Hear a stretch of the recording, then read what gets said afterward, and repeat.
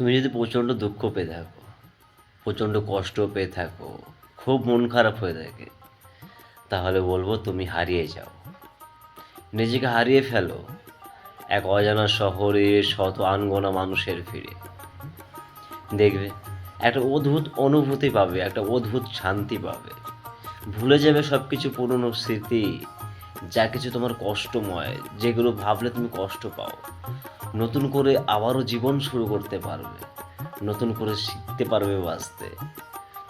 মনেই হবে না যে আগে কিছু হয়েছিল তোমার সাথে, মনেই হবে না তুমি কি কারণে কষ্ট পেয়েছিলে।